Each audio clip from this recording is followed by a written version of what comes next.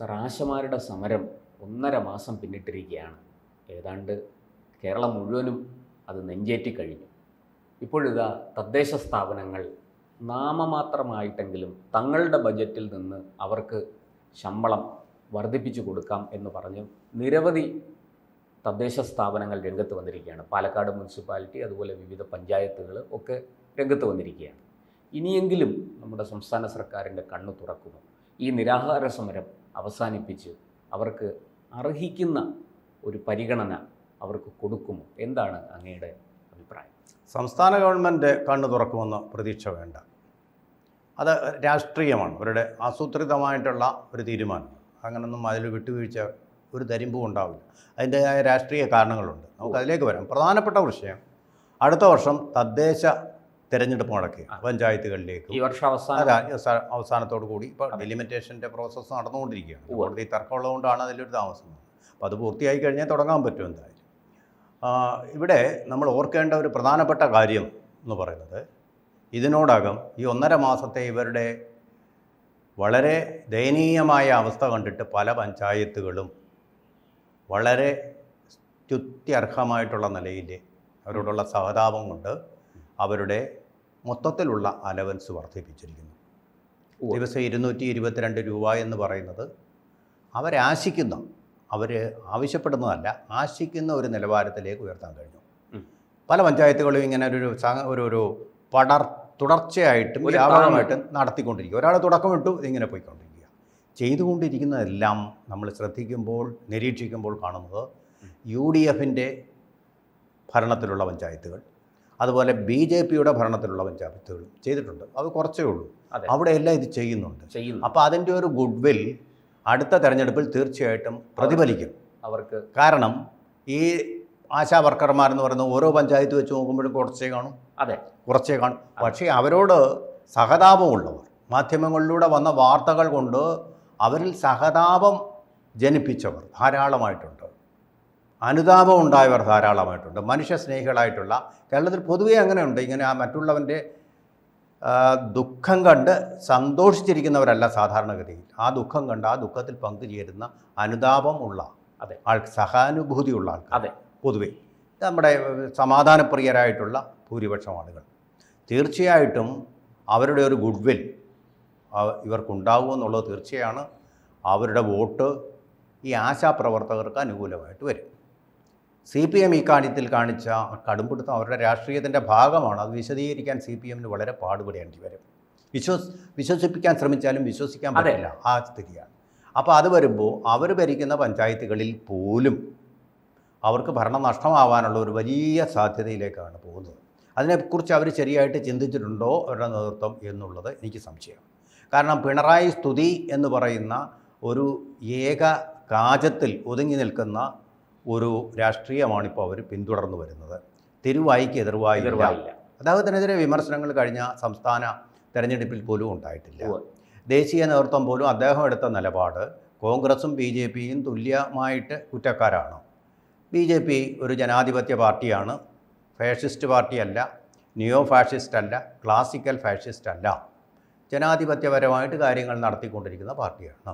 എന്ന് പറഞ്ഞാൽ കോൺഗ്രസിനേക്കാൾ ഒരു പടി മുകളിലാണെന്നാണ് വരുന്നത്.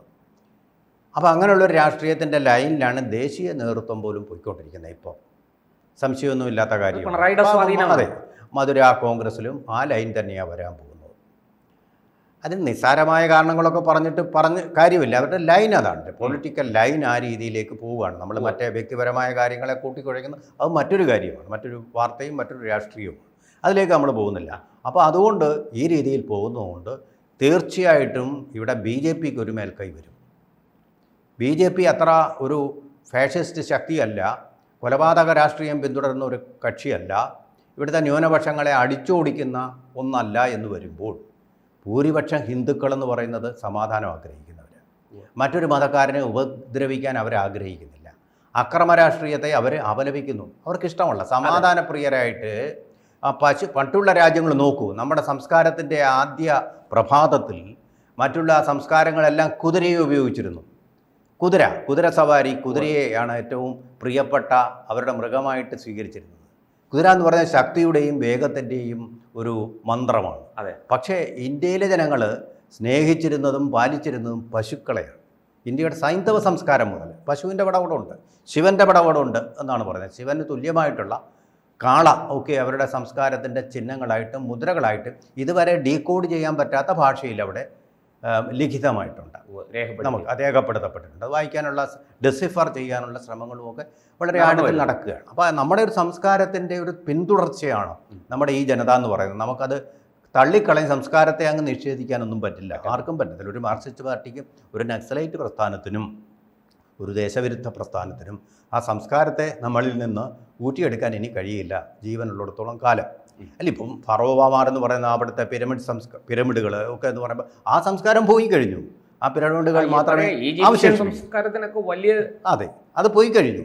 സംസ്കാരം സംഭവിച്ചു, പിന്തുടർച്ചയില്ല. പക്ഷേ ആ സംസ്കാരത്തിൻ്റെ പിന്തുടർച്ച തന്നെയാണ്. ആ സംസ്കാരം എന്ന് പറയുമ്പോൾ സൈന്ധവ നാഗരികതയുടെയും സമാധാനപ്രിയരായ ജനങ്ങളുടെയും ഒരു പിന്തുടർച്ച തന്നെയാണ് ഇന്ത്യയിലുള്ളത് എന്നതുകൊണ്ട് തീർച്ചയായിട്ടും ഈ സഹാനുഭൂതി അവരുടെ ഒരു മനസ്സിൻ്റെ ഒരു സ്വഭാവം തന്നെയാണ്, സ്വഭാവത്തിൻ്റെ ഒരു ഭാഗവുമാണ്.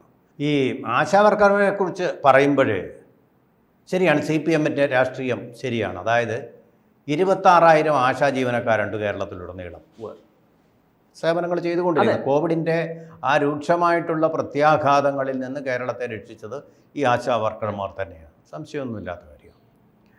അതിലിപ്പോൾ 549 പേരെ ഇവിടെ സമരത്തിന് വന്നിട്ടുള്ളൂ. അതും ശരിയാണ്, വാസ്തവം. മറ്റുള്ളവർ സാധാരണ ഒരു പണിമുടക്ക് ഉണ്ടാകുമ്പോൾ ആരും പണി ചെയ്യത്തില്ല. അതിനാണല്ലോ നമ്മൾ പണിമുടക്ക് സമരം എന്നൊക്കെ പറയുന്നത്.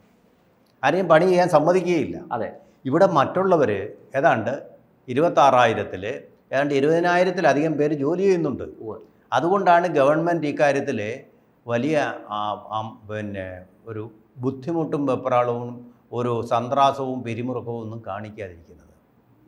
ഭദ്രമാണ്, ആരോഗ്യമേഖല നടക്കുന്നുണ്ട്. അതെ, ജോലി ഭംഗിയായിട്ട് നടക്കുന്നുണ്ട്, ട്രെയിനിങ്ങുകൾ നടക്കുന്നുണ്ട്, ഇതെല്ലാം നടത്തുന്നുമുണ്ട്, തടസ്സമില്ല. പിന്നെ ഇവരുടെ ജോലിയുടെ സ്വഭാവം അങ്ങനെയാണ്, അവർക്ക് അങ്ങനെ അല്ല, ഞാനൊരു പോയിന്റിലേക്ക് വരിക. അപ്പോൾ ചോദിക്കും, നിങ്ങൾ എങ്ങനെ ഈ 500 പേരുടെ സമരം എങ്ങനെ ഈ ആശാവർക്കർമാരുടെ മൊത്തത്തിലുള്ളൊരു സമൂഹത്തെ ബാധിക്കുന്നു? അതാണ് പ്രധാനമായ ചോദ്യം. ഈ ജോലി ചെയ്തുകൊണ്ടിരിക്കുന്ന ഒരൊറ്റയാളും ഗവൺമെൻറ് ഈ ആശാവർക്കർമാരോട് കാണിക്കുന്ന ഈ ക്രൂരതയിൽ സംതൃപ്തരല്ല. ഇപ്പോൾ എല്ലാവരും വന്ന് സ്റ്റാച്യൂവിൽ വന്ന് മൈക്കുമായിട്ട് വരുന്നുള്ളൂ ക്യാമറകൾ. തങ്ങൾ ഗ്രാമങ്ങളിലേക്ക് പോകൂ, പാർട്ടി അറിയാതെ നിങ്ങളുടെ മൈക്കില്ലാതെ അവരുടെ കാര്യങ്ങൾ ചോദിക്കൂ. ഇവരെല്ലാം അസംതൃപ്തരാണ്. കാരണം എന്താണ്? രണ്ടുണ്ട്. ഒന്നാമത് ദലിതരാണ്, കഞ്ഞിക്ക് വകയില്ലാത്ത, അഷ്ടിക്ക് വകയില്ലാത്ത, കേരളത്തിലെ അതിദാരിദ്ര്യ വിഭാഗത്തിൽപ്പെടുന്ന, ആരും ശ്രദ്ധിക്കാത്ത, ന്യൂനപക്ഷ ക്ഷേമത്തിൽ മാത്രമേ എല്ലാ പാർട്ടികൾക്കും ശ്രദ്ധയുള്ളൂ. അവരെ പോമനിക്കാൻ അതൊരു പ്രത്യേക ന്യൂനപക്ഷം എന്ന് പറയുമ്പോൾ അതിനകത്ത് ബുദ്ധമതമുണ്ട്, പാഴ്സി മതമുണ്ട്, ജൈനമതമുണ്ട്, ബഹായികളുണ്ട്, അഹമ്മദീരുണ്ട്. അവരെല്ലാം അരികുവൽക്കരിക്കപ്പെട്ടവരാണ്. ആ ഭാഗത്ത് അങ്ങനെയുള്ള ആൾക്കാരുണ്ട്. കരയാണ് പലരും. അവരുടെ അവകാശങ്ങൾക്ക് വേണ്ടി പൊരുതാൻ കഴിവില്ല, ശേഷിയില്ല, എണ്ണം വളരെ ശുഷ്കമാണ്. അവരുടെ കാര്യത്തിലായിട്ട് ആരും ശ്രദ്ധിക്കുന്നില്ല. എന്താ കാര്യം? അവസാനത്തെ ആളിൽ വരെ ക്ഷേമം ചെല്ലണമെന്ന് മഹാത്മാഗാന്ധി പറഞ്ഞ് ആരും പാലിക്കുന്നില്ല. ഗാന്ധിയുടെ പേര് പറയുന്നവർ പോലും അന്ത്യോദയ എന്ന് പറയുന്നതാണ്. എന്താ ചിന്തിക്കാത്തത്? അവരുടെ വോട്ട് എന്തിനു വേണം? സംഘടിത വോട്ടല്ല, ആദിവാസികളുടെയും പിന്നാക്കാരുടെയും കാര്യം അതാ. അവർക്ക് അതിൻ്റെ വോട്ടിരിക്കുന്നു. വോട്ടുള്ളിടത്തെ ക്ഷേമം പോവും. അതാണ് അവർക്ക് ഭരണഘടന ലംഘിച്ചുകൊണ്ട് സംവരണം കൊടുക്കാനും ഒക്കെ. ഇതാണ് വർഗീയത, ശുദ്ധമായ വർഗീയത. ആ രീതിയിലാണ് കാര്യങ്ങൾ പോയിക്കൊണ്ടിരിക്കുന്നത്. അതിനിടയ്ക്കാണ് ആശാവർക്കർമാർ ശ്രദ്ധിക്കപ്പെടാതെ പോകുന്നത് എന്നുള്ളതാണ്. അപ്പോൾ അവിടെ ഈ സൗമനസ്യം ആളുകൾക്ക് മുഴുവൻ ഈ 549 പേരോടുകൊണ്ട് 26,000 പേർക്ക് മാത്രമല്ല, 26,000 പേരുടെ കുടുംബങ്ങളിലുള്ളവർക്കും ആ കുടുംബങ്ങളെ അറിയാവുന്ന അയൽപ്പക്കക്കാരും ഇവരെല്ലാം കൂടെ ചേരുന്നതാണ് ഒരു തദ്ദേശ സ്ഥാപനം എന്ന് പറയുന്നത്. ഇവരുടെ കൈകൊണ്ട് ലാളനയോ പരിലാളനയോ പാലിയേറ്റ് കെയറോ അല്ലെങ്കിൽ പ്രസവരക്ഷയോ കിട്ടാത്ത ഒരൊറ്റയാളും ഒരു ഗ്രാമത്തിലും ഉണ്ടാവില്ല. ഗ്രാമങ്ങളുടെ നഗരങ്ങളിലുണ്ടാവും പാവപ്പെട്ടവർ. പണക്കാരുണ്ടാവാൻ ലണ്ടനിൽ പോയി പ്രസവിക്കാനും ഒക്കെയുള്ള കപ്പാസിറ്റി ഉള്ളവരുടെ കാര്യമല്ല, അവർ വോട്ട് ചെയ്യാറുമില്ല. അപ്പോൾ തദ്ദേശ സ്വയംഭരണമെന്ന് പറയുന്നത് ഇവരുടെ കൈകളിലാണ്. അതിന് ഭൂരിപക്ഷം ആൾക്കാരും വോട്ട് ചെയ്യുക. CPM-നെതിരായിട്ടായിരിക്കും ഇങ്ങനെ ഒരു നടപടി സ്വീകരിക്കുക. ഇനി CPM എന്തുകൊണ്ട് ഇങ്ങനെ നടപടി? അവർ രാഷ്ട്രീയമായി പ്രേരിതമാണ്. എന്താണെന്നറിയാമോ? ഇതിനകത്ത് ആവശ്യമില്ലാതെ SUCI socialist unity centre of India എന്ന് പറയുന്ന സംഘടന കയറി വന്നതുകൊണ്ടാണ്. അത് അവരുടെ ഒരു ഷോ ആക്കി അവർ മാറ്റാൻ ശ്രമിക്കുന്നുണ്ട്. അതിലാണ് ഇതിലെ അപകടം. ഇത് വളരെ ജനകീയവും മാനുഷികവുമായ സമരം അതിലേക്ക് വിഷം കടത്തി ഒഴുകുകയാണ്, ഹൈജാക്ക് ചെയ്യാൻ ശ്രമിക്കുക. അതിൻ്റെ ഒരു നേതാവുണ്ട്. ജനപ്രിയമാകാൻ സാധ്യതയുള്ള സമരങ്ങൾ ഏതെന്ന് ഗവേഷണം നടത്തുകയാണ് അദ്ദേഹത്തിൻ്റെ ജോലി. ആ സമരങ്ങളിലേക്ക് SUCയുടെ രക്തം അങ്ങോട്ട് കയറ്റിവിട്ട് അത് മാലിന്യമുള്ളതാക്കുക എന്നുള്ളതാണ്. ഇങ്ങനെ ആ രാജ്യം നന്നാവണമെന്നോ ഇവർക്ക് കിട്ടണമെന്നോ ഒന്നും പുള്ളിക്ക് ആഗ്രഹമില്ലെന്നുള്ളത് 100% ശരിയാ. എവിടെയും ഒന്ന് പ്രസൻസ് കാണിക്കുക, അതിലൂടെ പബ്ലിസിറ്റി നേടുക, അങ്ങനെ SUCയിലേക്ക് കടത്തി വിടുക. ആ അനുപാതത്തിൽ അധികം അതിന് പബ്ലിസിറ്റി കൊടുക്കുക. അതിനിടയാക്കിയത് ഗവൺമെൻറ് അല്ലേ? ആദ്യം പരിഹരിച്ചാൽ മുളയിലെ ഇതങ്ങിൽ പരിഹരിച്ചാൽ മതിയായിരുന്നു. അതിന് അവസരം പുള്ളിക്കറിയാം ഇതിന് അവസരം ഉണ്ടാകുമെന്ന്. കാരണം ഈ SUCI തന്നെയാണോ ബംഗാളിൽ നിന്ന് CPMന് ഉച്ചാടനം ചെയ്യുന്ന നന്ദിഗ്രാം സമരം. ഒരു ഇടതുപക്ഷ സ്നേഹമുള്ള ഒരു സംഘടനയായിരുന്നെങ്കിൽ ഒരിക്കലും അങ്ങനെ ചെയ്യില്ല. ആ മമതാ ബാനർജി എന്ന് പറയുന്ന വർഗീയ വിഷത്തിൻ്റെ കൈകളിലേക്ക് ഭരണം വെച്ചു കൊടുക്കുകയില്ല. ഒരു വർഗീയതയും ഇല്ലാതാണ് അവിടെ CPM പ്രകടനവും ഉണ്ടായിരുന്നു, ശരിയാ, ലാളനവും ഉണ്ടായിരുന്നു. പക്ഷേ ഇതുപോലെ വർഗീയമായിട്ടൊരു ഭരണമായിരുന്നില്ല. നമ്മളീ പറയുന്ന ഭരണഘടനയിൽ എഴുതി ചേർത്ത മതേതരത്വത്തിന് വിഘാതമായിട്ടുള്ളൊരു ഭരണമാണ് ഇന്ന് ബംഗാളിൽ നടക്കുന്നത്. കർണാടകത്തിലും അതാണ് നടക്കുന്നത്. അതാണ് നമ്മുടെ ഭരണഘടനാ വിരുദ്ധമായ ഭരണങ്ങൾ. ആ ഭരണങ്ങളെ പ്രോത്സാഹിപ്പിക്കുകയാണ് SUCI ചെയ്തത്. അതാണ് ഭാരതത്തിൻ്റെ ചങ്കിൽ വെച്ച മുഹമ്മദ് അലി ജിന്നയ്ക്ക് ശേഷം വയ്ക്കുന്ന ആ കത്തികളാണ്, മലപ്പുറം കത്തികളാണ് ഇതൊക്കെ. അതാണ് നമ്മൾ തിരിച്ചറിയേണ്ട കാര്യം. അപ്പോൾ അങ്ങനെ വരുമ്പോൾ അതുകൊണ്ടാണ് രാഷ്ട്രീയമായിട്ട് ഈ സമരം പൊളിയണമെന്നുള്ള ആഗ്രഹത്തോടു കൂടി, രാഷ്ട്രീയ വൈരത്തോടു കൂടി CPM നിലപാട് സ്വീകരിക്കുന്നത്. അതുപോലെ തന്നെ വേറൊരു കാര്യം കൂടെ, നമ്മൾ കോൺഗ്രസ്സുകാർ ഈ ആനുകൂല്യം കൊടുക്കുമ്പോഴും കോൺഗ്രസിൻ്റെ ഏറ്റവും വലിയ ട്രേഡ് യൂണിയൻ സംഘടനയായ INTUCO അതിൻ്റെ ചന്ദ്രശേഖറോ ഈ സമരപ്പന്തലിലേക്ക് ഒരിക്കൽ പോലും വന്നിട്ടില്ല, അഭിവാദ്യം അർപ്പിച്ചിട്ടില്ല, അവരനുകൂലിക്കുന്നില്ല. ഈ CPMകാർ ഞങ്ങൾ കുടുംബത്തോടൊപ്പം എന്ന് പറഞ്ഞ പോലെ ഞങ്ങൾ ഈ സമരത്തോടൊപ്പം എന്ന് പറയുന്നതല്ലാതെ ഒരനുഭാവവും അനുതാപവും ഈ സമരത്തോട് അവർ കാണിക്കുന്നില്ല. അതിനെ ബാലൻസ് ചെയ്യാനായിട്ട് അവർ പോയിട്ട് സ്ഥിരമാക്കണം, ആശാവർക്കർമാരെ സ്ഥിരമാക്കണമെന്ന് പറഞ്ഞു പോയിരിക്കുന്നു. സാധ്യമല്ലാത്ത കാര്യമാണ്. കാരണം സന്നദ്ധ പ്രവർത്തകരായിട്ടാണ് ഇവരെ തിരഞ്ഞെടുത്തത്. കുടുംബശ്രീയിലെ പ്രവർത്തകരെല്ലാം കൂടെ നമ്മളൊരു ദിവസം ഇപ്പോൾ സർക്കാർ ജീവനക്കാരാക്കണമെന്ന് വെച്ചാൽ നടക്കുന്ന കാര്യമാണ്.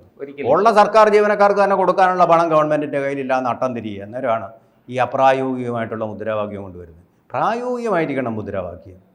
ഈ സമരം ചെയ്യുന്നവരെല്ലാം 5 ലക്ഷത്തിൻ്റെ കടം തലയിൽ വെച്ചുകൊണ്ടാണ് സമരം ചെയ്യുന്നത്. കാരണം ഗവൺമെൻറ് അത്രയ്ക്ക് ബാധ്യത ഉണ്ടാക്കിയിരിക്കുന്നു ഭരിച്ചു മുടിച്ചിട്ട്. അപ്പോൾ ഇതെല്ലാം കുറിച്ച് നോക്കുമ്പോൾ തീർച്ചയായിട്ടും ഭരിച്ചു മുടിച്ചതുകൊണ്ടും ആശാവർക്കർമാരോട് ഇത്ര ക്രൂരമായി പെരുമാറിയതുകൊണ്ടും അതിൻ്റെ തിരിച്ചടി ഈ തെരഞ്ഞെടുപ്പിൽ ഉണ്ടാവും തീർച്ചയായിട്ടും. ആ തിരിച്ചടി അതിനടുത്ത വർഷം വരുന്ന നിയമസഭാ തെരഞ്ഞെടുപ്പിനെയും പ്രതിഫലിക്കും. കൂടുതൽ വാർത്തകളും വിശേഷങ്ങളും നിങ്ങളിലേക്ക് എത്താൻ ABC മലയാളം സബ്സ്ക്രൈബ് ചെയ്യുക, ബെൽ ബട്ടണും അമർത്തുക.